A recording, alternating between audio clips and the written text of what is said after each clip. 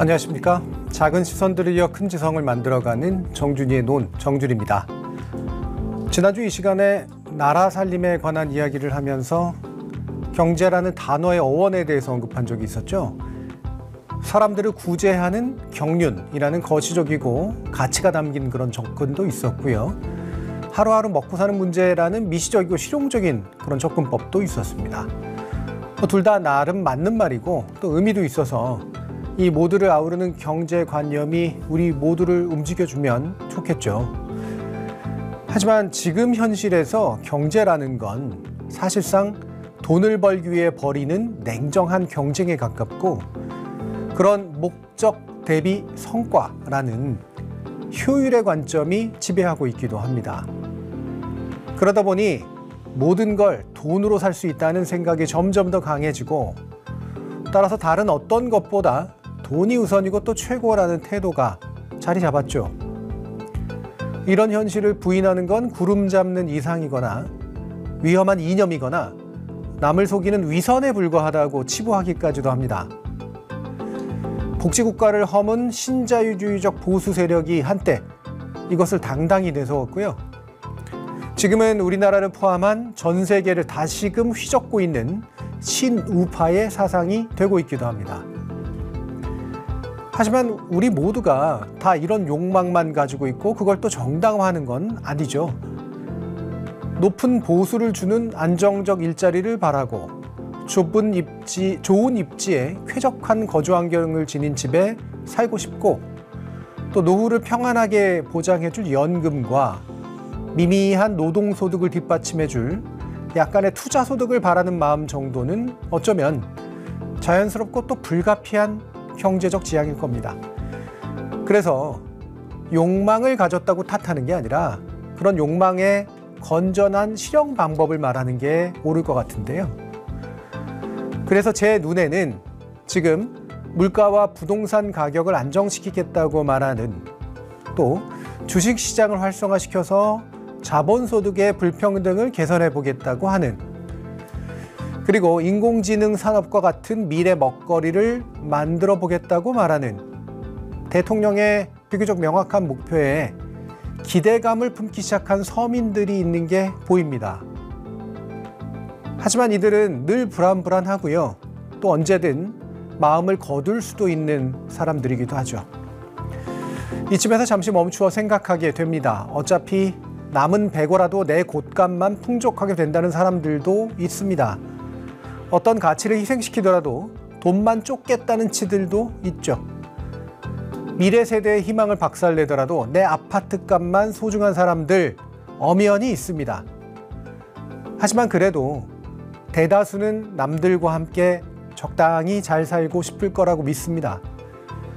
그렇다면 이들의 소박한 욕망을 부인하지 않으면서 다수의 안정적 삶을 가능하게 하는 경제라는 건 가능한 걸까?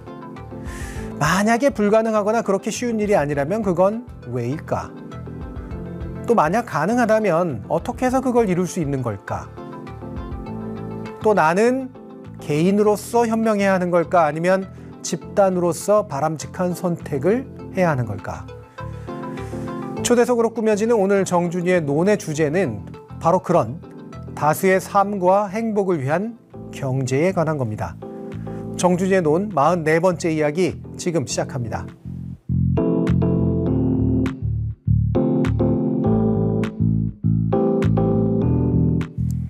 자, 논객 여러분은 경제학이라고 하면 무엇이 떠오르나요? 매년 발표되는 노벨 경제학상? 보이지 않는 손이라는 말을 퍼뜨리게 만든 국부론의 애덤 스미스? 정부 개입을 통해 시장의 실패를 해결해야 한다고 말했던 존 메이어드 케인즈? 혹은 자본주의는 결국 붕괴하고 공유에 기반을 둔 경제를 만들어야 한다고 본 칼 마르크스? 인문사회 계열의 전공으로는 예나 지금이나 경제 그리고 경영 쪽의 인기가 높으니 정준이의 논을 즐겨 찾으시는 분들 가운데 상당수는 경제학 원론이라든가 최소한 경제학 개론 정도는 접해보셨을 것 같고요. 자기 전공은 그것과 무관하다고 해도 최소한 교양 수준에서는 수요 공급 곡선이니 한계 효용 체감의 법칙이니 하는 말들은 익숙하실 겁니다. 또 직업, 사업, 생산, 소비, 투자 등을 통해 스스로 경제인으로서 일상의 경제활동에 이미 깊숙이 참여하고 계시겠죠. 하지만 동시에 경제학은 여전히 어려워 보이는 학문이고 전문가들이 읊어대는 골치 아픈 수치와 개념이 그저 낯설고 두렵기만 할 겁니다. 세계 최고 수준의 성취를 기리는 노벨상 총 6가지 종류인데요. 그 자체로 학문 분야는 아닌 문학상과 평화상을 제하고 나면 물리학, 화학, 생리의학, 그리고 경제학에게 주어집니다. 자연과학 계통의 앞에 3가지 분야에 대해서야 그렇게 큰 이유가 없겠지만 올해 57번째 시상된 노벨 경제학상에도 불구하고 다른 분야가 보여준 것과 같은 성취를 경제학도 정말 이뤘다고 할 수 있을까? 우리의 경제 삶을 충분히 개선시켜냈나 하는 그런 의문도 듭니다. 물론 반백년이 넘는 그 시간 동안 세계 경제가 양적으로 엄청나게 성장한 것만은 부정할 수 없고요. 그럼에도 불구하고 과연 그게 경제학적 성취의 결과물인지는 잘 모르겠습니다. 게다가 그런 경제 성장이 우리들 다수의 삶을 정말 좋게 만들었는지 그냥 기존의 부자나 새로운 부자가 더 큰 부자가 된 것에 불과한 것은 아닌지. 그리고 경제학은 그런 부자들의 성공을 그저 정당화해주거나 그들만이 이해하고 실천할 수 있는 부로 가는 공식만 써준 건 아닌지 충분히 의심할 수 있습니다. 그래서 오늘은 경제학이 우리 사회에 기여한 바가 무언지를 묻고 부자들의 경제학이 아닌 평범한 사람들의 경제학, 부자가 더 부자가 될 수 있게만 해주는 그런 경제학이 아닌 빈민들의 빈곤으로부터 탈출할 수 있게 해주는 좀 다른 종류의 경제학을 여러분 앞에 호출해 봅니다. 그리고 그런 경제학이 우리 사회의 현실을 어떻게 진단해서 어떻게 대다수에게 더 나은 경제적 삶의 전망을 제시하고 있는지 살펴보려고 합니다. 최근에 노동자를 위한 한국 경제론을 출간하셨고요. 그간 진보적 경제학의 비전과 목소리를 내오신 경북대학교 경제통상학부의 나원준 교수를 논객 여러분 앞에 모십니다.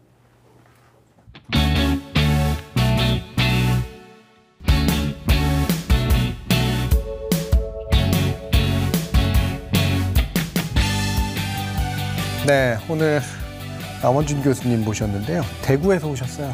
예. 예. 다시 내려가셔야 됩니까? 끝나고? 오늘은 이제 기차가 시간이 끊기기 그러니까요. 예, 자고 내려가야 돼요. 그러셔야 되죠. 예. 먼 길 오시게 해가지고 죄송한 말씀을 드려야 되겠는데, 일단 노동자를 위한 한국 경제에 대한 얘기는 좀 더 이렇게 많은 분들이 들으실 때 좀 뒤쪽에서 좀 얘기해야 이렇게 책에도 좋을 것 같고 그래서 좀 더 뒤로 좀 빼고요. 앞에는 약간 더 가벼운 얘기를 먼저 좀 해볼까 하는데, 예전에 학창 시절이 어떠셨는지 좀 먼저 좀 여쭈고 싶어요. 근데 제가 이렇게 어떠셨나 한번 좀 찾아보려고 했더니 이준구 교수님 게시판에다가 2016년에 쓰셨던 글을 봤어요. 예. 교수님 저 조교했던 갬다 이렇게 쓰셨던 걸 보고 이제 교수하시고 연구년 하시고 나서 이제 아마 예전 선생님이 생각이 나셨는지 게시판에 그걸 쓰셨더라고요. 저 딱 한 번 썼는데. 이준구 교수님 많은 분들이 또 아시기도 하니까 조교 생활을 하셨었던 건가요? 예, 제 석사 과정 때 그 당시에 이제 이준구 교수님 수업 조교였습니다. 수업 조교, 강의 조교였구나. 예. 그럼 막 채점도 하고 막 그러셨어요? 그랬죠. 이렇게 왜 이렇게 퀴즈 내고 막 이런 강의, 일부 강의도 좀 맡아 하고 해설도 해주고 이런 것도 좀 하시지 않으세요? 수업 조교 하시면? 저는 그 당시에는 그런 건 하지 않았고요. 이 채점이 상당히 이제 워낙에 인기가 좋으셔서 그렇죠. 대형 강의 수업이기 때문에 채점할 때 상당히 힘들고 또 교수님이 저한테 답을 안 주셨어요. 그러세요? 네가 답 풀어서 답을 가지고 와가지고 검사를 받고 해라 이렇게 하셔가지고 그런 거에 혹시라도 또 실수할까 봐 긴장하고 이런 생활이었어요. 그러셨겠네요. 이게 수식으로 된 것도 꽤 있고 막 그랬을 텐데. 그렇습니다. 그러면 이게 2009년에 이제 대학에 지금 붙으신 거죠? 지금 경북대에. 근데 그 전까지는 민간 기업에 좀 일부 좀 계셨었다고 들었었고요. 맞습니다. 거기서 하셨던 일들은 어떤 건가요? 뭐 사실 합쳐서 한 그렇게 길게 생활한 건 아니고요. 4년 정도 이제 그 기업 신용 평가하는 일을 하고, 그리고 이제 우리가 요즘에 특히 글로벌 금융위기 당시에 얘기 많이 들었던 CDO라고 하는 이제 그런 파생 상품에 대해서 이제 채권의 신용 등급을 주는 그런 일 하고, 그다음에 이제 글로벌 금융위기 직후에 이제 환율 전망하는 일을 제가 했어요. 그때가 이제 리먼 브러더스 사태 나. 맞습니다. 그때 아주 힘들었죠. 그래서 그러셨네요. 충격적인 상황이 너무 많아가지고. 그래서 빨리 학교로 가려고 했습니다. 그래서 이 경제가 엉망진창이고 막 이러니까. 너무 일이 많으니까. 그리고 원래 전공하신 분야가 화폐론이나 뭐 이런 쪽이신가요? 그러니까 제가 전공한 분야는 석사과정 당시에는 이제 금융이론, 은행 이론 관련된 부분이었고, 박사과정은 이제 거시경제학, 이제 경기 변동 하고 이제 특히 경기 변동의 금융시장과의 관련성, 그리고 재정 정책의 역할, 이제 그런 부분들이었습니다. 그러면 사실 말씀하신 그런 석사 과정 때 전공이라든가, 물론 이제 박사 과정의 거시경제 쪽은 뭐 아무래도 큰 제도라든가 정책하고 연관성이 굉장히 높은 분야이긴 하니까. 그런데 그거를 진보적 경제학을 전공하셨다. 학창 시절에 이렇게 부를 수 있는 요소는 어떤 건가요? 제가 이제 그러니까 학위 과정에서 진보적 경제학을 가지고 뭐 저를 이렇게 만든 건 아니고요. 그렇죠. 저는 이제 사실은 뭐 그 전에 당연히 이제 학부 때 마르크스 경제학에 탐닉하다가 김수행 선생님. 그러다가 오늘 동기들도 좀 보고 있을 것 같아요. 오늘 올 때 오는 길에 그 카톡으로 그 이야기했거든요. 근데 어쨌든 그랬다가 전망을 좀 접었어요. 전망을 사실 접었고, 그래서 이제 학위 과정에 있을 때는 그런 고민을 조금 덜 했던 것 같습니다. 사실 이제 그렇죠. 이제 왜냐하면 저희 막스 경제학을 김수행 선생님 정도가 이제 겨우겨우 이렇게 유지해 오신 건데, 그걸로 제자들을 이렇게 만들어내시고 사실은 계속 이어가기가 상당히 좀 어려운 조건이었잖아요. 그런 부분도 있었지만 제가 느낀 제 아주 좁은 스스로 한계 안에서 느낄 때는 이걸 우리가 어떤 거를 할 수 있을까에 대한 고민들을 많이 했고, 스스로 약간 방황하는 시기들이 있었고요. 그래서 저는 이제 그냥 현장 경제 현장 일을 조금 알고 싶다는 생각을 많이 했었고, 그러다 보니까 말씀드렸던 것처럼 이제 뭐 신용 평가라든가 이런 일들을 했었던 거고요. 근데 어쨌든 간에 사람을 바꿀 수는 없는 거잖아요.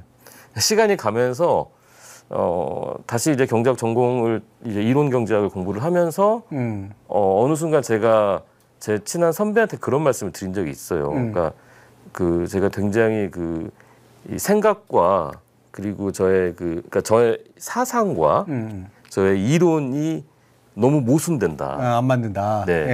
보통의 경제학자들의 결론은 다 사실은 천편일률적입니다. 솔직히 말씀드리면. 그러니까요. 시장에 다 맡기는 것이 최상이라고 하는 것이 현대 경제학의 어떤 공리로부터 사실은 연역적으로 도출될 수 있는 결론들이거든요. 그러다 보니까 그 세계에서 이제 수학 문제 풀듯이 그냥 살 수도 있지만 현실은 항상 눈을 감을 수가 없는 거고, 그러면 저는 저의 세계관이라고 하는 것이 항상 사람들과 이야기하는 과정에서든 어떤 상황에서든 표출될 수밖에 없고, 저는 그런 모순적인 그런 상황들을 계속 경험을 했어요. 그랬다가 저는 이제 말하자면은 경제학 여러 생각들 안에서 포스트 케인지안이라고 말하는 경제학을 하는 사람인데요. 포스트 케인지안 경제학을 우연히 접하면서 뭔가 다른 전망이 가능하다는 판단을 할 수 있었고, 그래서 제가 원래 그전에 기존에 해왔던 분야도 케인스 경제학인데 포스트 케인지안 경제학은 사실은 뭐 케인스 경제학의 좌파 같은 거거든요. 그래서 이제 쉽게 그 자원, 제가 공부해왔던 자원을 이제 진보적인 경제학 쪽에다가 투입을 할 수 있었고, 그러면서 제가 이제 좌파 경제학이라고 말하면 그게 굉장히 이상적이고 어떤 현실적이지 않은 이야기들, 낭만적인 이야기다 이렇게 취급하거나 아니면 이미 뭐 20세기 역사 속에서 끝났다라고 생각하시는 분들도 계시지만 그러나 우리는 항상 그런 것들을 필요로 하거든요. 예. 말씀하셨다시피 서두에서 말씀하셨다시피 공동체를 파괴하는 힘들이 이 사회 안에 많이 있고 그런 것들은 되게 약자들한테는 큰 고통이고 예. 그런 부분들을 우리가 제도적으로 사회적으로 극복하고 개선해가야 하는데 결국은 그 힘은 이제 민중들한테서 나오는 거고 그들에게 그런 정당한 요구들이 힘을 가질 수 있게 논리와 이론을 제공할 수 있는 역할은 누군가는 반드시 해야 된다는 생각을 했고, 예. 그리고 저는 이제 그런 부분에서는 좀 더 현실적이고 그리고 정책의 친화적인 접근을 충분히 할 수 있는 그런 이제 경제학들이 있다. 예. 그런 생각을 했기 때문에 이제 일종의 과감한 전향을 한 거죠. 예, 전향을. 예. 전향에 전향을 하셨어요. 그렇습니다. 그 사람이 바뀌지 않는다는 예. 이야기를 그래서 들었었어요. 그러시군요. 예. 결국은 막스 경제학으로 돌아간 건 아니지만 그렇죠. 애초에 그 막스 경제학을 공부하기로 했던 마음이나 동기로 돌아가신 거죠. 그렇습니다. 예. 그리고 그동안 공부하신 것이 충분히 거기에 쓰일 수 있다라고 믿게 되신 거고요. 보니까 트럼프 위협저지 공동행동. 네, 이름이 너무 위협적이어서. 트럼프 위협저지인데 트럼프 위협할 것 같은. 트럼프 위협을 안 당해가지고. 이 공동행동은 어떤 목적으로 누가 이제 또 만든 겁니까? 예, 그러니까 이게 그 6월달에 발족이 됐습니다. 예. 6월달에 발족이 됐고 저 같은 경우에는 이제 4월달부터 사실은 계속 트럼프에 대한 글을 썼어요. 예. 이런 말씀 드리면 조금 약간 놀라실지 모르겠지만 저는 이제 트럼프에 대해서 이야기를 할 때 최근의 상황과 관련된 이야기를 할 때 저는 이거는 경제학의 그 여러 용어들 중에서 이 용어를 피할 수 없다라고 생각하는데 제국주의. 그래서 저는 트럼프 반대, 제국주의 반대라는 그 입장을 계속 4월 달부터 똑같은 목소리로 계속 강하게 주장을 해왔는데 그런 생각들이 저만 그런 건 아니죠, 당연히. 그래서 이제 현장에서 실천하시는 그 분들과 이제 예를 들면 노동단체나 이런 데 계시는 분들하고 우리가 이제 힘을 합쳐서 한번 이 상황에서 조금 이렇게 사실 이런 관세 협상 최근에 많이 뭐 진척이 됐고 했습니다만 그게 굉장히 큰 타격을 줄 수 있거든요. 우리 노동자나 민중들한테, 농민들한테. 그런 부분들을 우리가 그냥 가만히 수동적인 존재로 당하고 있을 일이 아니다. 우리의 목소리를 내고 우리의 생각을 이야기하고 그래서 우리가 다시 광장을 불러내자. 우리가 지금 지난번에 그 광장에서 결국은 그 계엄 세력, 내란 세력을 몰아내고 우리 민주주의를 회복했지 않습니까? 마찬가지로 사회경제적인 민주주의도 우리가 광장에서 함께 풀어내야 한다는 생각으로 이제 그 만들어진 겁니다. 그래서 이제 전국 민중행동이라든가 이런 기존의 그 여러 민중운동 단체의 전선 조직이 이제 주도해가지고 만든 거고요. 뭐 3년 전에는 뭐 그 조직이 이제 당시에 이제 그 CPTPP라고 이제 그 실질적인 한일 FTA에 대해서 이제 반대하는 이제 그 운동을 전개했던 그 사람들이 다시 이번에 그 트럼프 위협저지 공동행동을 구성해가지고 그렇게 민중운동 차원에서 이 협상 과정에 우리가 대중적인 영향력을 직접 광장에서 조직해서 행사하자 이런 문제의식으로 이제 6월달에 발족이 된 겁니다. 그 사실 우리가 뭐 어떤 입장에 있건 간에 저는 말씀하신 것처럼 트럼프가 하는 짓이 광기 어린 짓이고 그리고 대단히 불공정한 짓이고 심지어 예전에 그나마 미국이 제국주의 노릇을 할 때 가지고 있었던 껍질조차도 벗어던진 상당히 발가벗은 이제 제국주의에 훨씬 더 가까워졌다. 사실 그렇게 평가하는 게 맞는 것 같거든요. 뭐 우리가 외교관은 또 아니니까. 그리고 나서 그러니까 이런 지금같이 손목 비틀어가지고 투자받고 관세 말도 안 되게 때리고 이런 식의 것들에 대해서 근본적으로 이거는 트럼프가 이상한 짓을 하고 있는 거다. 라는 입장에서 나머지들을 풀어가는 건 맞는 것 같아요. 그런 관점에서 보셨을 때 최근에 이제 어쨌든 에이펙에서 관세 협상 1차, 2차를 거치면서 이제 어느 정도 이제 마무리 지어가는 듯한 모습을 보이잖아요. 여기에 대한 평가는 어떠십니까? 올 게 왔군요. 이 얘기하면 제가 오늘 아침에 경향신문 칼럼 나왔는데 세게 쓰셨죠? 저는 항상 세게 씁니다. 왜냐하면 이렇게 우리 쪽 목소리가 없어요. 사실 예. 제가 지금 계속 보면 그런 부분 때문에 그 간절한 마음이 큽니다. 간절한 마음이 커서 제가 일부러 저는 과격한 사람이 절대 아니거든요. 마음이 간절하다 보니까 그렇게 이제 읽으시는 분들이 계시는 것 같은데 말씀하시는 것처럼 그 트럼프의 행동이라든가 이런 부분들에 대해서 문제 제기하는 거는 사실 우리나라 국민들 상당수가 그렇게 동의하실 거예요. 아마 상당수가 동의하실 거예요. 예, 아주 보수적인 분들조차도 사실은 이게 정상적이라고는 보지 않으실 거라고 생각이 되고요. 그래서 에이펙 이번에 그 회의 관련으로 해서 이재명 정부에서 이 문제를 어떻게든 매듭을 짓고 그다음 단계로 넘어가야 한다는 생각을 하고 그래서 이제 아시는 것처럼 이제 그 협상단에서 일종의 결과물을 아직도 조금 많이 이야기되는 부분이 있는 것 같습니다만 그러나 이제 큰 맥락에서는 이제 일단락을 지었다 이렇게 생각이 되는데 그 과정에서 상당히 많이 이 정부가 고심을 많이 할 수밖에 없었을 거다. 그렇죠. 이 지금 일본처럼 사실은 좀 쉽게 양보를 할 수도 있는 부분이고 오히려 한국 정부가 한 걸 보면 일본 정부는 영혼이 없네?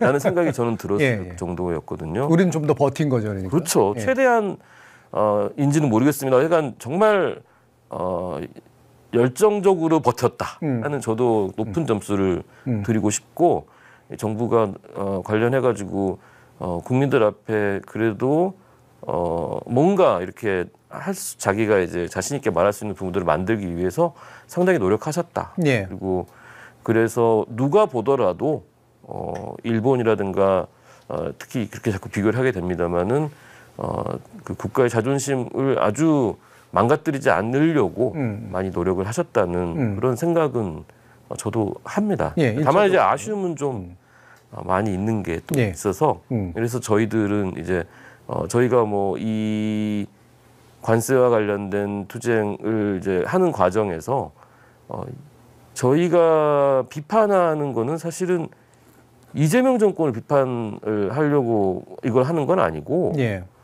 트럼프를 비판하려고 하는 거고요. 그렇죠. 근본 목적은. 기본적으로는 우리가 예전에 소고기 관련된 그 투쟁 당시에도 광장에서 민중들이 이렇게 나서주는 그 힘 때문에 이명박 정부에서 당시 재협상을 할 수 있었거든요.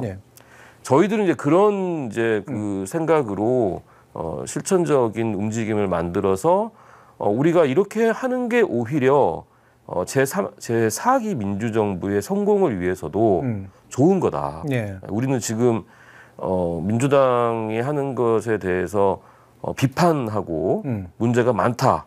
이렇게 이야기를 하고 주장을 하고 있습니다. 근데 이제 그럼에도 그게 우리가 이를테면은 더 좋은 방향으로 가야 한다는 생각으로 그런 부분들을 말씀드린 거거든요. 이를테면 우리 80년대 선배들 같은 경우에 그 엄혹한 시절에도 그래서 현실적으로 이게 되는 싸움이냐 그렇게 답답한 마음을 가지고 있었지만 현실에 안주해서 그래서 이렇게 간 게 아니잖아요. 당시 그 앞장서서 싸우시고 그래서 사회를 바꿔가는 거 아니었습니까? 마찬가지라고 저는 생각합니다. 그러니까 지금 트럼프를 상대로 해서 이런 목소리를 내는 게 현실적으로 뭐 대안이 있냐, 뭐 너네가 주장하는 게 뭐 가능한 이야기냐 이런 이야기들을 하실 수 있지만 그거는 외정 때 독립운동 하던 분들도 7, 80년대 민주화운동 하던 분들도 똑같은 질문을 저는 받았을 거라고 생각을 해요. 그래서 지금은 이제 사회경제적 민주주의를 어떻게 해야 우리가 좀 더 발전시킬 수 있을까 그런 맥락에서 이와 같은 어떤 그 트럼프의 어떤 제국주의적 행보에 대해서 문제 제기하지 않고 당장 이걸로 해서 제일 많이 고통받을 사람들이 그냥 수동적으로 맹목적으로 그냥 받아들이게 하는 거는 그거는 말이 안 된다. 그 목소리를 조직해서 이제 그것들을 그 어떤 정부가 협상하는 과정에서도 일종의 뒤에서 우리가 이제 앞으로 밀어내는 힘을 투쟁을 통해서 만들어내자 이런 생각을 하는 것입니다. 그러니까 애초에 이제 동기가 이제 그러셨던 거예요. 크게 두 가지로 하나는 근본적인 원인 그리고 악을 지목해서 쟤네가 지금 잘못하고 있는 거다. 즉 트럼프가. 그리고 두 번째로 그들과 우리가 대항하는 데 있어서 물론 객관적인 힘의 차이는 있지만 물러설 수 없는 선이라고 하는 것들을 명확히 함으로써 네. 전 국민적인 어떤 의지를 가지고 예. 최대한 싸워야 된다. 예. 이렇게 이제 일단 생각을 하신 거예요. 그렇죠. 어설프게 물러나거나 그러지 말고. 근데 이제 이게 일단 벌어진 일이 됐잖아요. 근데 그 전에도 이른바 노딜. 네. 노딜을 각오하고서라도 이걸 어쨌든 에이펙 정도까지라도 뭔가 협상하자라는 생각을 하지 않았던 게 일단은 좋았다. 과거의 관점에서 보면 일단 그렇게 생각하시는 거죠? 노딜을 저는 지금도 노딜을 해야 한다고 봐요. 아직도 여전히 현재. 근데 사실 제가 안타까운 거는 굉장히 많은 분들이 노딜을 얘기했었어요. 그러니까 에이펙 그 회의 전까지만 해도 이거는 받아들일 수 없는 그런 차라리 노딜이 낫다. 노딜이 낫다. 그리고 그와 관련해 가지고는 그 절대로 진보적이지 않은 미국의 학계 지식인들도 몇 말씀 하신 것들을 보면은요. 이를테면 CEPR의 딘 베이커 박사나 이런 사람들이 남긴 이야기들을 보더라도 계산을 해보면 되잖아요. 경제학자들이 계산을 하면 답은 나오거든요. 노딜이 사실은 경제학적으로도 맞는 답이었다고 봅니다. 그러니까 여러 가지 뭐 부수적인 위협들이나 어려움이나 경제적인 또 난관도 있다고 하더라도 그 비용에 비해서 노딜을 하고 버티는 게 오히려 더 남는 장사다. 그리고 그래서였을까요? 그 당시에 에이펙 회의 전까지만 해도 굉장히 많은 분들이 노딜을 그 입장을 지지를 하셨는데 에이펙 회의가 끝나고 나서 갑자기 다 바뀌었어요. 이 정도면 잘했다. 근본적으로는 바뀐 게 별로 없거든요. 저는 그래서 그분들의 행태를 보면서 굉장히 실망을 많이 했습니다. 왜냐하면 선당했다라고 말하고 실제로 그 내용들을 구체적으로 분석을 해보면 오늘 제가 썼던 칼럼에서도 보면은요, 그 내용적인 부분들을 최대한 물론 MOU를 제가 본 적도 없고 아직 만들어지지도 않았지만 팩트시트도 아직 안 나왔으니까 좀 이른 감은 있지만 미국에서 이야기하는 거 뭐 러트닉이나 트럼프가 얘기했던 것들 정리하고 그리고 한국의 그 협상 담당자들께서 말씀하셨던 것들을 쭉 정리해서 보면은 굉장히 위험 요소가 엄청나게 많거든요. 그리고 그런 위험 요소들은 우리가 노딜을 이야기할 때에도 바로 그런 부분들 때문에 노딜을 지지했었던 분들이셨어요. 그런데 그냥 이재명 정부에서 협상은 일단락 됐다라고 하고 왕관 씌워주고 그러니까 그냥 다 같이 그냥 넘어가는 거예요. 그래서 저는 그런 식으로는 할 수 없다고 생각을 하게 되는 거고 노딜이 더 바람직하다라고 판단했던 게 바뀔 만한 근거가 있었는가를 요 며칠 동안 굉장히 집중적으로 따져봤는데 저는 그런 부분들을 발견할 수가 없었습니다. 근본적으로는 현재 협상 구도 자체가 완전히 기울어져 있기 때문에 이재명 정부에서 최선을 다한 부분들 제가 인정 안 하는 거 절대 아닙니다. 저도 박수 쳐드리고 싶은데 그러나 우리가 협상하는 과정에서 사실은 스스로한테 많은 한계를 좀 지었던 게 아니냐 그런 생각이 들어요. 아주 단순하게 그냥 말해보면 예를 들면 이제 투자라든가 이런 것들에 대해서는 현재와 같은 형식으로 어쨌든 하려고 하지 말고 그걸 조금이라도 뭐 분할해서 한다거나 이런 게 약간 어려움을 줄여낸 거 정도는 그거는 아주 빼더라도 긍정적으로 저도 평가합니다. 근데 그러니까 예를 들면 이런 거잖아요. 그러니까 우리의 공포를 만들었던 게 지금 15% 선까지 만들어 놓은 건데 관세를 만약에 제대로 협상이 안 되면 트럼프가 갑자기 40, 100 막 이렇게 다시 불러버리는 거 아니냐. 그러면 이제 우리 경제 이거 정말 힘든 거 아니냐라고 하는 공포가 사실은 배경에 있었다고 보거든요. 그것도 역시 비용에 넣고 계산을 하신 걸 거 아니에요. 그렇습니다. 그런데 여전히 그래도 노딜이 필요했다라고 보신 이유는 간단하게라도 얘기해 주시면. 그러니까 이런 거죠. 우리가 지금 협상을 마무리 짓고 트럼프가 상당히 흡족해서 돌아가지만은 그러나 트럼프가 누구죠? 저는 이 결과가 어떠했든 간에 트럼프가 변덕을 부린다면 그건 우리가 막을 수가 없다고 보거든요. 또 이상한 짓 할 수 있다. 당연하죠. 우리가 우리 그 구리와 관련된 철강 관세가 어떻게 변했는가를 보시면 처음에 철강 관세도 25%에서 시작했어요. 근데 그걸 50%로 올렸습니다. 이유가 어디 있어요? 그리고 인도나 브라질에 대한 그 상호 관세도 지금 50%거든요. 이유가 뭡니까? 정치적으로 싫어서거든요.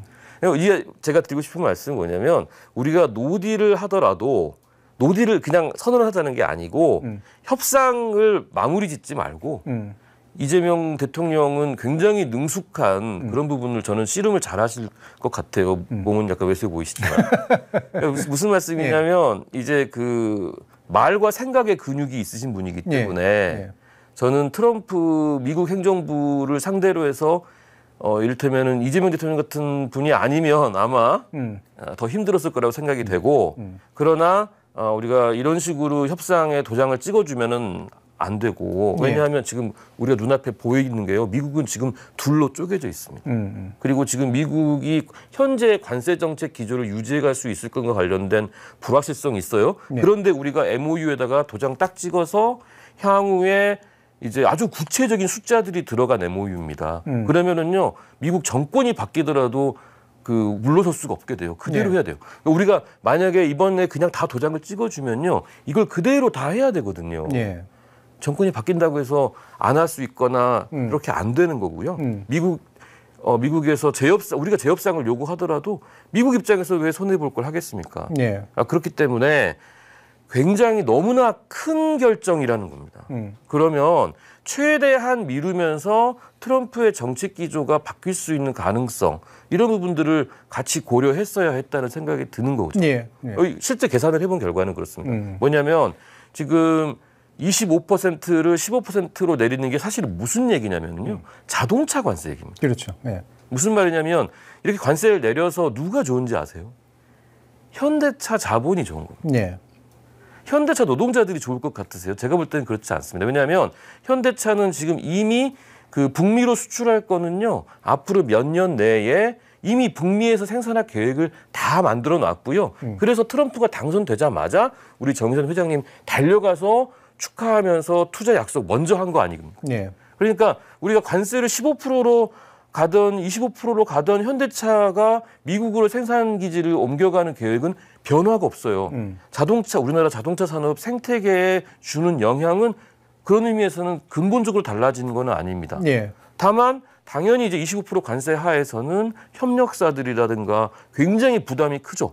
그러나 우리가 그런 것들의 피해에 대해서 우리가 대처할 수 있느냐, 재정적으로 이 부분들을 보완할 수 있겠느냐는 이제 따져봐야 되는데 제가 개선해본 결과로는 할 수 있다는 거예요. 충분히. 훨씬 더 싼 값에 우리가 강제로 요구당해서 해야 하는 이런 불합리한 투자 규모에 비하면 훨씬 더 작은 그런 재정 지원으로 우리가 이런 부분들을 해결해 갈 수 있다고 판단할 수 있거든요.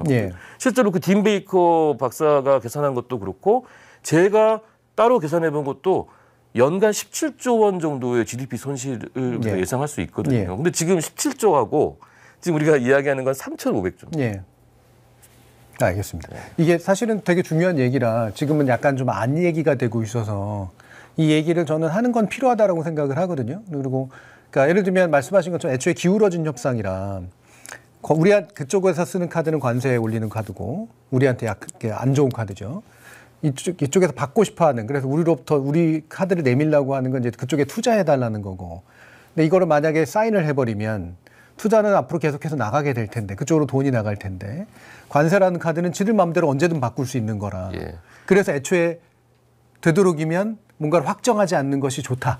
저는 그래서 실질적으로 우리가 지연시키고 그래서 실질적으로 트럼프 정권이 위기를 맞을 때 좌초시키는 그런 의미에서의 노딜이 최선이었다. 그리고 그런 식으로 우리가 생각한다고 하면은 이재명 정부가 그 2천억 불에 대한 2천억 달러 투자에 대해서 그거를 매년 200억 달러씩 이렇게 쪼갠다. 이런 접근을 하는 기술적인 수준을 넘어서서 우리가 25% 관세를 막고 그래서 현대차 자본이 피해를 좀 수출이 많이 줄어드는 이런 상황을 감수하면서 투자를 안 하고 갈 거냐.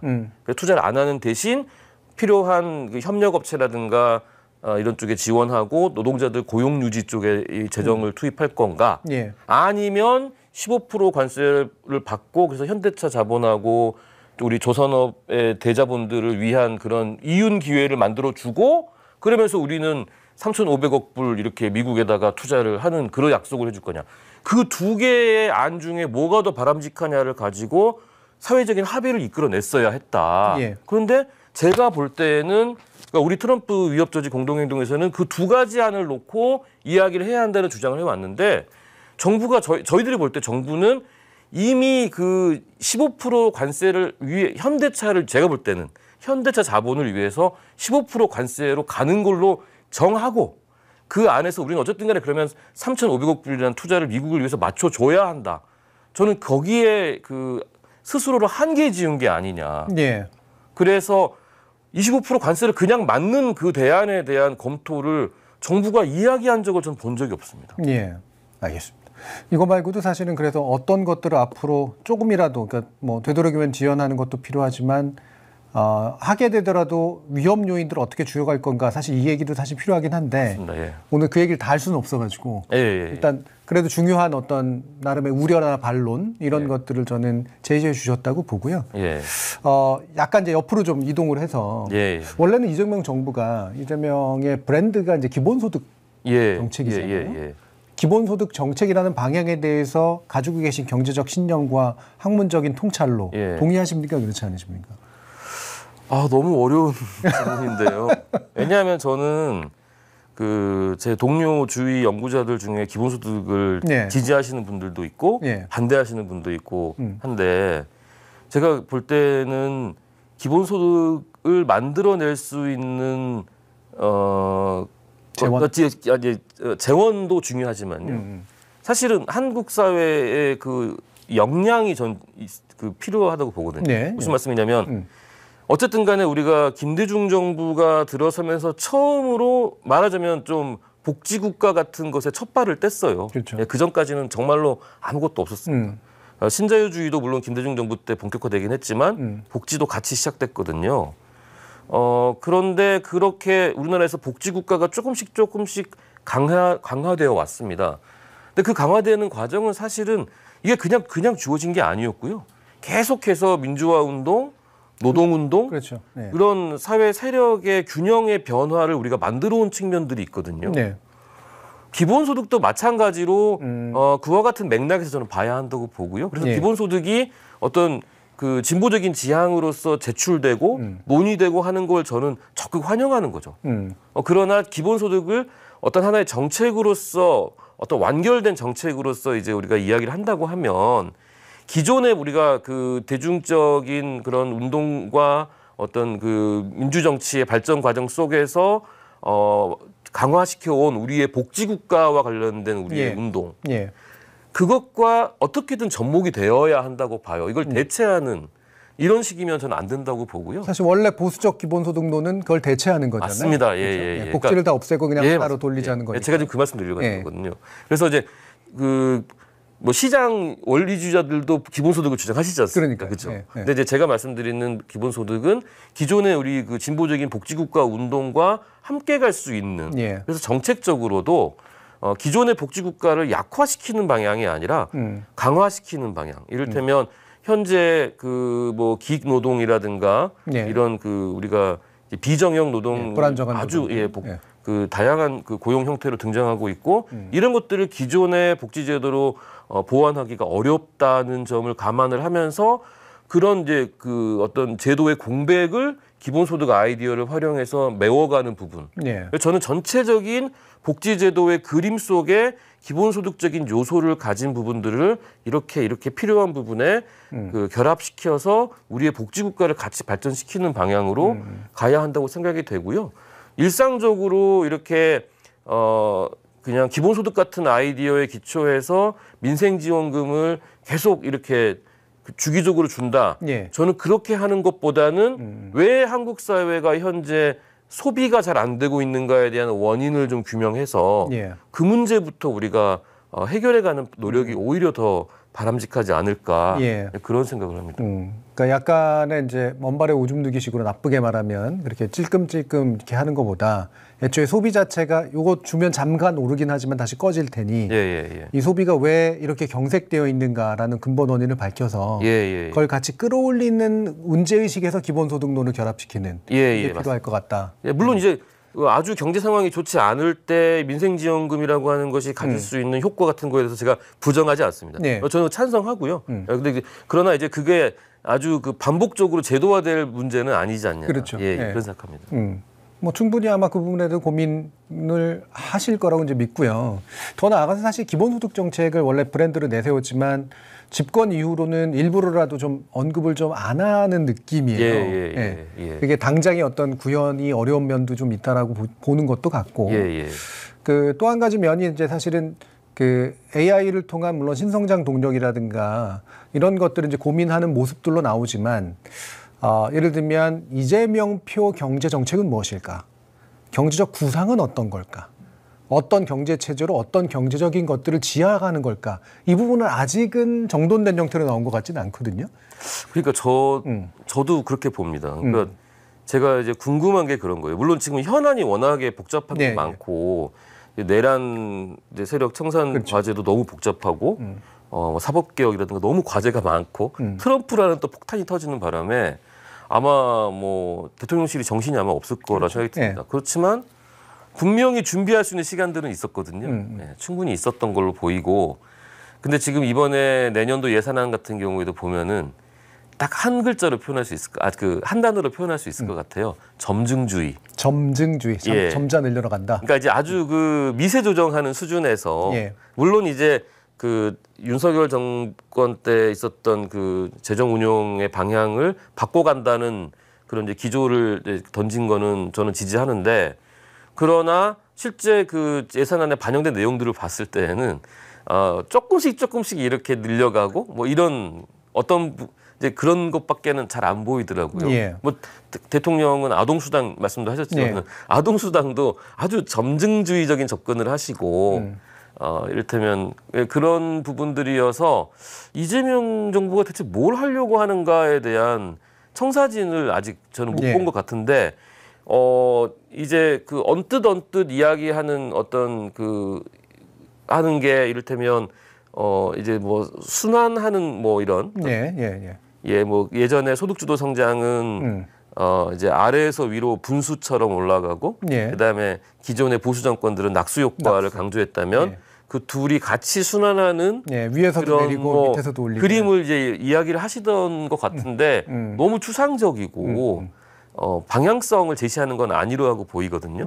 그런 점에서는 조금 더 두고 봐야 되나 걱정스럽습니다. 왜냐하면 그런 비전들이 확실하게 제시가 되지 않을 경우에는 한국 경제에 대한 우리 그 시민들의 자신감이 약화될 수 있거든요. 그렇지 않고 그냥 별 근거 없이 이제 막 주가 띄우기, 주가 5천 시대 이렇게 이야기할 건 아니라고 보고요. 그렇죠. 그런 것들은 다 부분인데 이게 전체적으로 이제 이런 증상들을 실제로 만들어낼 수 있는 배경적인 동력을 어디서 할 것인가. 사실 이 부분은 아직은 이제 안 보이는 면이 좀 있죠. 경제 패러다임 같은 것들이 좀 필요한 것 같습니다. 그러면 이게 뭐 대통령 출마하신 건 아니니까 사실 그 얘기를 하시는 건 아니지만 그래도 경제 전문가시고 뭐랄까 이렇게 진보적 비전을 가진, 그래서 약자들에게 충분히 좋은 우리 사회에 맞는 새로운 경제 질서와 체제를 구현해 가야 된다라고 믿으시는 입장이실 테고, 그렇죠? 그리고 거기에 대한 나름의 어떤 계획이나 상들이 있으실 거 아니에요. 근데 이거 거창하게 펼치시긴 어려울 것 같고, 핵심 포인트를 몇 개로 만약에 제시한다면 어떤 겁니까? 근데 저는 사실 그 이론하는 사람이어가지고 이렇게 그냥 이렇게 모델링하고 그렇게 해서 이제 어떤 조그마한 돌파구 찾고 이런 게 제가 제일 마음 편한 일이고 말씀하신 그런 주제는 제가 더 크다. 너무 버거운데 다만 이제 그런 부분들은 있습니다. 그러니까 딱 그 이제 우리가 2008년도 9년도에 글로벌 금융위기를 전 세계 경제가 겪었지 않습니까? 그러면서 이제 그 어떤 이야기들이 나왔냐면 그 유엔 무역개발회의 웅크타드라고 하죠. 그 유엔의 그 유엔 산하 기구가 특징이 뭐냐면 과거 뭐 60년대 이때 그 제3세계의 목소리를 대변했던 통로였습니다. 그렇죠. 그 웅크타드에서 어떤 제안을 했냐면 신자유주의 때문에 글로벌 금융위기가 왔으니까 신자유주의의 대안적인 패러다임을 우리가 제시를 찾아야 된다. 그렇게 하면서 웅크타드에서 처음으로 이렇게 공개적으로 띄운 게 뭐였냐면, 선전한 게 뭐냐면 우리가 이제 아까 전에 말씀드렸던 이제 포스트 케인지안, 케인지안 좌파 경제학에서 연구하고 있는 어떤 모델링의 체계를 보면 여기에 뭔가 희망이 있을 수 있다. 이게 임금주도 성장이었습니다. 예. 그런데 이제 그걸 이제 ILO 국제노동기구에서 좀 더 이렇게 적극적으로 홍보를 해서요. 그래서 2010년대에 가면은 ILO하고 웅크타드를 중심으로 해가지고 임금주도 성장에 대한 관심이 많았습니다. 예. 그러니까 저희는 이제 요거를 좀 약간은 쉽게만 이제 단순화시켜서 얘기하면 그러니까 노동자들의 실질 임금이 사실 지속적으로 좀 저하되는 추세에 이제 좀 있었잖아요. 2차 세계대전 이후로 올라가다 이제 꺾여버리는 이것들을 실제로 정부가 뭘 어떻게 해서든 간에 제도를 바꾸든 돈을 부어 넣든 간에 이 실질 임금이 올라가도록 만들어 줌으로써 거기서 이른바 유효 수요가 창조돼서 이게 이제 케인즈 아닙니까? 그래서 그럼으로써 이제 소비나 이런 것들이 만들어지고 이게 생산을 또 견인하는 요 방식을 해보자라는 게 그 구상이라고 볼 수 있는 거죠. 기본적으로 맞습니다. 다만 이제 한 가지 더 강조할 수 있는 부분은 그 정부가 이게 해주는 뭐 조세라든가 이런 지출로 해주는 부분도 있겠지만 근본적으로 이 작업장에서 이 노동의 어떤 그 조직된 노동의 어떤 협상력 자체를 올릴 수 있도록 제도적으로 그러니까 지금 우리가 현장 그 사업장 단위로 가게 되면은 그 이제 사용자가 절대적으로 지배하거든요. 이거는 임금 결정을 완전히 독재 사회입니다. 사실은 우리가 이제 정치적으로 민주주의라고 하지만 사업장 단위로 내려가게 되면 그렇지 않습니다.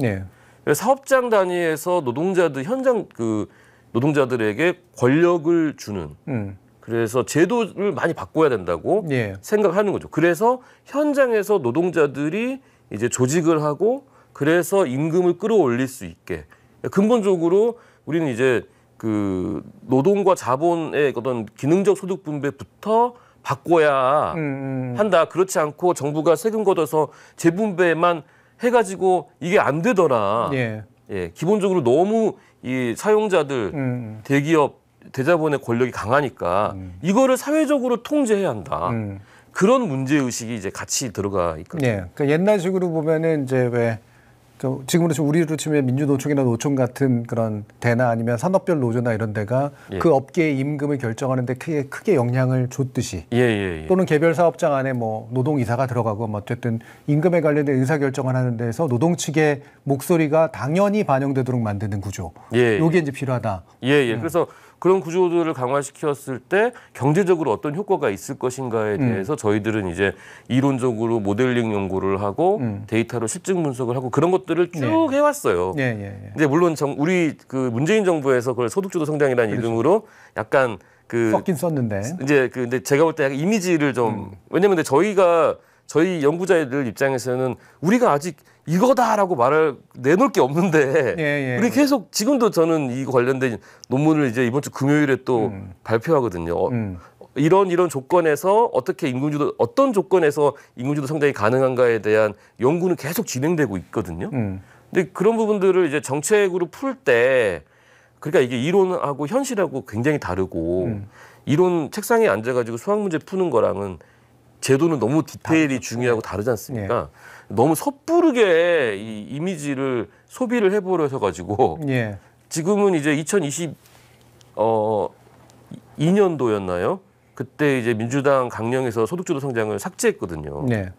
사실은 폄하하는 언어로 써버리게 되니까 반대측 소주성 이런 실패의 상징이 돼버렸습니다. 근데 이제 그런 의미에서 저희 연구자들 입장에서는 너무 당황스러운 부분이 있는 거예요. 왜냐하면 저희들은 계속 조심스럽게 계속 이거를 키워가고 있었는데 그냥 싹둑 일찍 싹을 잘라버리고 해보니까 저희가 이름을 바꿔야 되나 뭐 이러고 있는 거죠. 그러나 저희는 그럼에도 불구하고 굴하지 않고 계속해서 어떻게 해야 이렇게 그 보다 많은 그 다수 대중들의 소득 증가가 경제의 발전을 질적인 발전을 이끌어갈 수 있을 것인가에 대한 그 조건을 그 규명하는 거에 대한 연구를 계속해서 진행하고 있고 그런 부분들이 언젠가는 우리 사회에 큰 도움이 될 수 있을 거다 믿고 있습니다. 그러면 이게 훅 하고 뛰는 거긴 합니다만 제가 처음에 일부러 살짝 도발적으로 노벨 경제학상 57번이나 줬는데 경제학이 과연 정말 우리 보편적인 사람들의 삶을 개선하는 데 있어서 경제학이 어떤 기여를 한 건가? 이런 이제 질문을 던져버렸어요. 예, 예, 예. 어떠십니까? 답이 있으십니까? 충분히 괜찮았다 또는 어정쩡했다. 또 이런 질문을 받으면 제가 그런 답변을 드릴 능력이 안 되는데 조건부로 그래서 답을 드리면 역사적인 특정한 국면 속에서는 저는 기여를 했다고 봅니다. 왜냐하면 제가 가장 이제 우리가 볼 때 자본주의 말하자면 전성기, 황금기라고 말하는 거는 아시다시피 이제 전후에 1950년대, 60년대 이때거든요. 안정적인 성장을 하던. 굉장히 빠른 성장을 했지만 동시에 가장 평등한. 분배도 잘 됐다. 분배도 너무 잘 됐거든요. 그리고 그 시기에 이루어졌던 그 국제관계라고 하는 것도 지금과는 많이 달랐습니다. 그러니까 브레튼 우즈 초기의 질서라고 하는 것은 상당히 아까 전에 말씀드렸던 자본에 대한 사회적 통제가 중요하다는 인식을 공유하는 그런 상황이었거든요. 그랬기 때문에 미국 사회에서도 최고 소득세율이 90%까지 되고 이랬던 것이죠. 그래서 이제 그 시기에 경제 정책이 굉장히 성공적이었고, 그래도 그때 이제 쌓아온 그런 어떤 시민들의 힘, 정치적인 힘 이런 것들이 20세기 경제사에서 중요한 영향을 미쳤다고 보거든요. 그런 맥락에서는 케인스 경제학이 20세기 중엽에 큰 기여를 했다. 그리고 대공황에서 벗어나는 과정에서도 어쨌든 그런 비슷한 아이디어들이 긍정적으로 기여한 측면들이 있다. 그게 아니라 케인스 이전의 아이디어로는 사실은 대공황을 전혀 해결할 수 없었고 대공황을 해결할 수 없다고 한다면 제2차 세계대전은 다시 일어나는 거고요. 세계대전은 다시 전쟁이 일어나면 다시 인류는 불행해지는. 그래서 대공황을 피해야 전쟁을 피할 수 있고 그래야 인류가 죽지 않을 수 있다. 이거는 그 시기에 케인스 경제학의 중요한 기여였다고 봅니다. 뭐 굳이 말하면 이제 초기 경제 중상주의 같은 데는 제국주의적인 질서를 만들었고 또 뭐 신고전파 경제학 같은 게 결과적으로는 시장의 실패를 만들어 버렸고.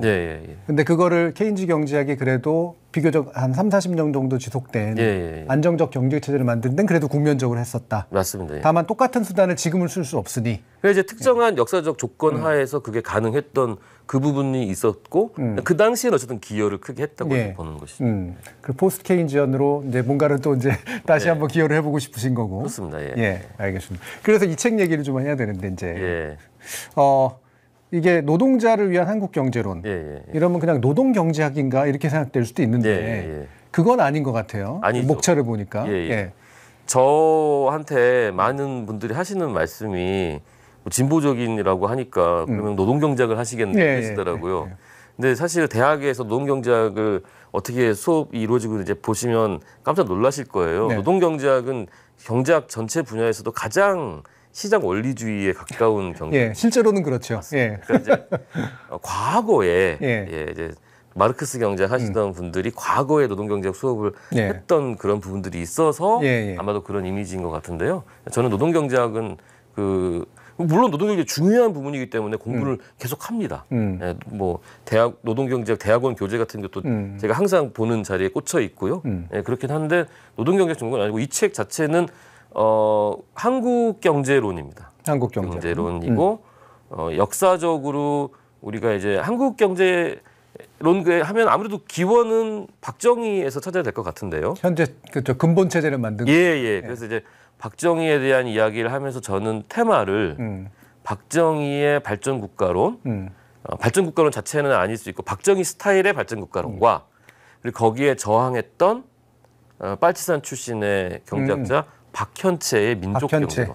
민족 경제론. 그 둘 사이의 어떤 그 근본적인 긴장 관계 같은 것들이 한국 경제를 바라보는 어떤 하나의 창이 될 수 있다고 저는 보는 입장이고요. 그 입장에서 우리가 이제 과거에 다시 혹시 기억하실지 모르겠는데 다시 쓰는 한국 현대사라고 다스연 다스연 그 책이 그게 87년에서 끝나지 않습니까? 그렇죠. 87년 이후에 그 한국 현대 역사에 대한 경제 측면에서 역사에 대한 이야기가 여기저기 산재에서 흩어져 있고 서로 많이 다르니까 하나의 관점에서 이거를 박정희 대 박현채 이런 관점에서 읽어보자. 그래서 이제 어디까지 이 책에서는 역사적인 서술 부분은 그래서 이제 노태우 정권에서부터 박근혜 정권까지 이렇게 그 역사를 다루었고요.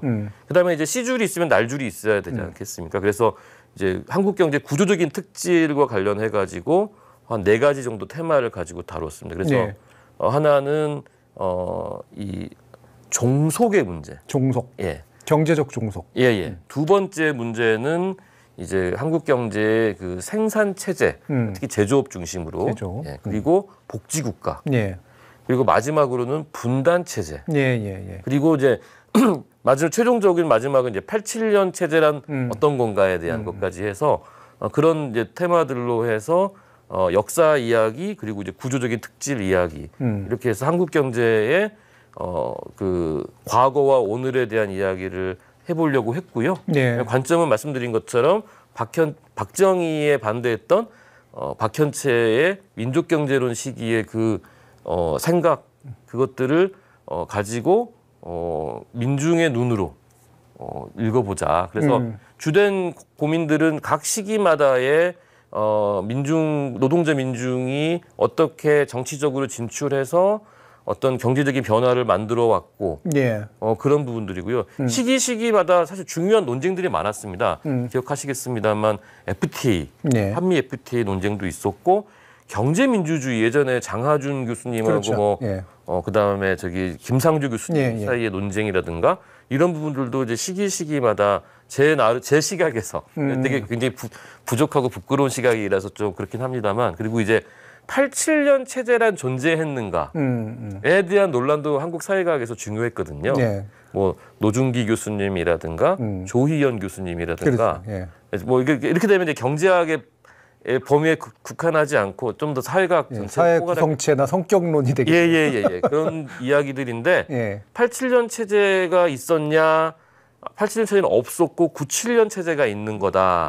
뭐 IMF 이후 체제. 이런 이야기들이 있습니다. 그래서 그런 것들과 관련해 가지고 제가 이제 제 나름대로의 이제 그 경제학자로서의 입장에서 봤을 때 어떠하다는 의견을 밝히고 그리고 그런 것들이 현재 진보 정치의 어떤 실천과 어떤 식으로 접목될 수 있는가 이런 부분들에 대해서 이야기를 했습니다. 그러니까 아마 이제 익숙하신 분들은 이제 보시면 어느 정도 좀 이해는 가실겠습니다만 이제 말로만 들어서는 또 읽어보지 않으시니까 모르실 수도 있으나 아주 단순하게 표현하면 한국 사회 이제 전후 한국 사회를 이끌어왔던 경제 체제가 도대체 어떤 지향과 동력으로 굴러간 거냐 이거를 좀 보여주고 싶으셨던 거네요. 거기서 민중들의 역할이 그렇죠. 보통은 이제 주체로서는 서술이 안 되니까 보통은 이제 뭐 경제 정책하는 사람들이나 그다음에 기업인들 이런 것식으로 보통 되고 그냥 외국과의 협상 문제 이렇게 되는데 알고 보면 밑에 뭐 실제로 노동자로 일했던 사람들 또는 조직된 노동 세력이 기여했거나 또는 저항했거나 한 방식들이 구체적으로 어떻게 한국 사회의 경제 성격을 결정했나 이런 부분이시겠네요. 그렇죠. 그러니까 이를테면은 외환위기 직전에 96년도 겨울에 총법의 어떤 영향 그리고 또 우리 그 광우병 촛불 집회의 영향 그리고 박근혜 정권을 이제 태워버린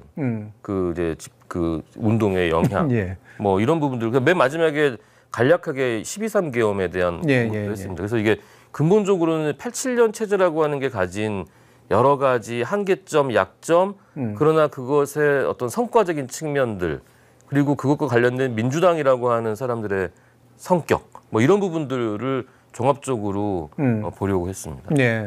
글은 쉽습니다. 또 특히 노동자 대상으로 이제 쓰셔야 되는 거니까 더더욱이나 좀 쉽고 대중적으로 하시려고 되게 노력했을 것 같아요. 사실은 노동자분들 22분을 모시고 제가 강의를 해서 그 강의와 관련해 가지고 나온 결과물입니다. 그러니까 그냥 뭐 예를 들면 노무 관계는 어떤 거다라든가 뭐 이런 이제 왠지 그냥 약간 노동자들이 알아야 될 경제 상식 이렇게 생각하기 쉬운데 그런 건 아니에요. 그거는 오히려 정반대 방향이에요. 그러니까 굳이 말하면 이제 노조 활동 좀 합시다. 맞습니다. 그러니까 이제 현 체제 질서에 저항하는 사회 운동에 어떤 이론적인 무기, 어떤 사상적인 무기가 너무 없다는 생각을 했고 제가 능력은 안 되지만 일단 부족하지만 나라도 스타트를 끊자 뭐 그런 생각으로 씁니다. 그리고 뭐 개별적으로 우리가 개별 노동자로서 그냥 임금 조금 받고 나머지 투자해가지고 내 개인이 잘 사는 방법을 경제학이라고 받아들이기보다 제가 아까 집단의 선택이라는 표현을 썼었는데 서두에서 내가 어떤 조직에 들건 또는 집단으로 어떤 나의 집단적 이익을 고민하면서 그런 눈으로 경제를 보게 됐을 때 다른 선택들을 할 수 있기 때문에 맞습니다. 그거에 대한 친절한 설명서 이런 얘기를 해주시는 것 같아요. 뭐 제가 잘 이해했는지 모르겠지만 나중에 따로 한번 또 읽어보도록 하겠습니다. 그럼 마지막 질문을 드릴 텐데 이게 그러니까 결국은 되게 진보적 사고로 학창 시절을 보내시고 근데 공부를 하기 위해서 경제학을 했는데 이 경제학이 내 사상에 맞는 도구인지 잘 모르겠지만 어쨌든 열심히 그 수단을 익히셨고 결국 돌아와서 이념적으로든 수단적으로든 내가 민중을 위한 경제학, 경제 전문가로서 활동할 수 있겠다라고 믿고 지금 해오고 계시는 거잖아요. 이런 표현을 쓰기 그렇습니다만 근데 경북대가 대구 경북 지역에 위치해 있고 물론 경북대에 계시는 분들 보면은 제가 아는 선생님들도 되게 훌륭하신 분들 되게 많으시고 진보적인 성향도 많으신데 사실은 좀 답답하실 것 같은 느낌은 좀 들거든요. 그러니까 아무래도 지역적 요인은 있을 거 아닙니까? 어떻게 사십니까? 어떻게 답을?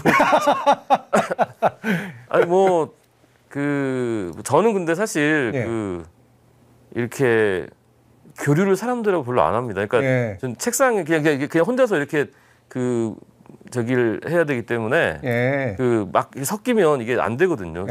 단순하게 살아야 문제를 잘 만들어야 제가 풀 수 있는 문제를 만들어야 더 이렇게 이론적으로 진전이 있는 거라서 굳이 이렇게 사람들과 그렇게 하진 않고 제가 이제 생각이 일치하는 사람들하고는 이제 같이 실천을 해야 되기 때문에 일상적으로 접촉을 하지만 학생들과의 관계를 이를테면 말씀드리면 수업을 이제 당연히 열심히 하죠. 열심히 하는데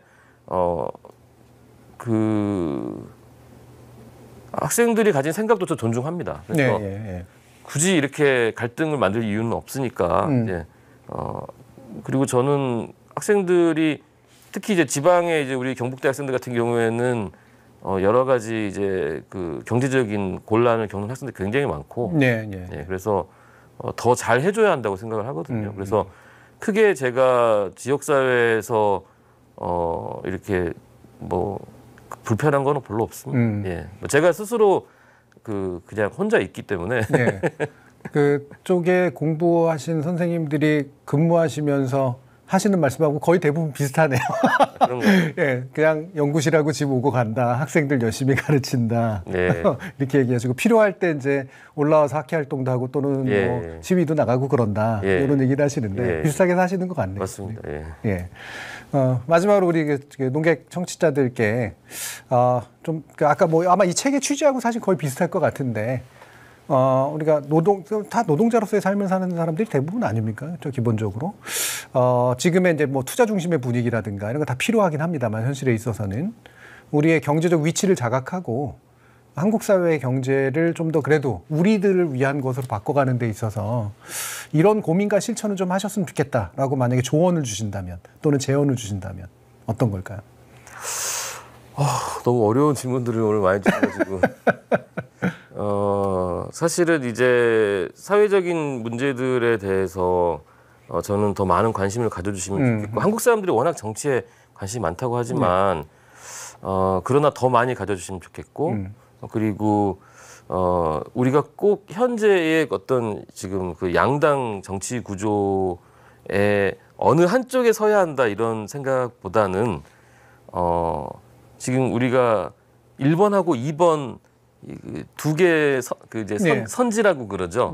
선지를 꽤나 보고 있는데 좀 더 이렇게 정치적인 우리 스펙트럼이 넓어지면 좋겠어요. 그러니까 워낙에 오랜 세월 동안 아주 좁은 스펙트럼만 강요당했지 않습니까? 예전에 뭐 70년대에는 말하자면 민주당도 찍으면 안 되는 당이었잖아요. 80년대 그 김대중 보면은 빨갱이라고 다들 그랬지 않습니까? 김대중 빨갱이라고 이런 얘기를 들었었거든요. 그러니까 지금 빨갱이로 보이는 사람들을 너무 미워하지 마시고 저를 포함해서 그 진보적인 그래서 이 체제의 전환 같은 것들 고민하는 그런 진보적인 사회과학을 연구하시는 분, 진보적인 실천을 하시는 분들의 목소리에 좀 더 귀를 기울여 주시면 감사하겠습니다. 왜냐하면 민주당이라고 하는 그 당이 가지고 있는 긍정적인 기여, 역사적인 측면들 이런 부분들에 대해서 다 공정하게 평가합니다. 예. 우리가 이번에 트럼프 관련된 이런 실천을 함에 있어서도 민주당 정권에 대해서 우리가 배타적으로 이렇게 하는 그런 게 절대로 아니거든요. 예. 이제 그러나 우리는 보다 더 근본적이고 더 원칙적인 그런 이야기들을 하는 사람들이 이 사회에 등에처럼 있어야 한다고 봐요. 예. 우리가 아니면 이런 거에 대해서 국민의힘처럼 말도 안 되는 쓰레기 잡탕 소리나 하고 있는 이런 상황은 불행한 겁니다. 예. 실제로 그 많은 지식인들이 순식간에 입장을 바꾸는 걸 다 봤잖아요. 우리는 그래서는 안 된다고 생각하는 거거든요. 예. 그래서 저희가 하는 이야기 계속 우리는 광화문 그 미 대사관 앞에서 피켓팅하고 주장하고 계속 합니다. 저희들 목소리에 조금 더 힘을 실어주시고 그게 제4기 민주정부의 성공을 위한 길이라는 점도 같이 좀 생각해 주시면 감사하겠습니다. 알겠습니다. 예. 이렇게 이제 서로 조금은 다르고 하지만 비슷한 지향들 몇 가지는 또 공유하고 있는 그러면서 이제 사고의 다양성들을 좀 높여나가고 실천도 넓혀나가는 이런 데에 대한 이야기를 또 해주신 것 같아요. 아마 오늘 들으시는 분들도 많이 또 공감하시는 바가 충분히 있었을 거라고 믿고요. 오늘 먼 길 함께 해주셔서 대단히 감사합니다. 네. 나원준 교수님이었습니다. 감사합니다.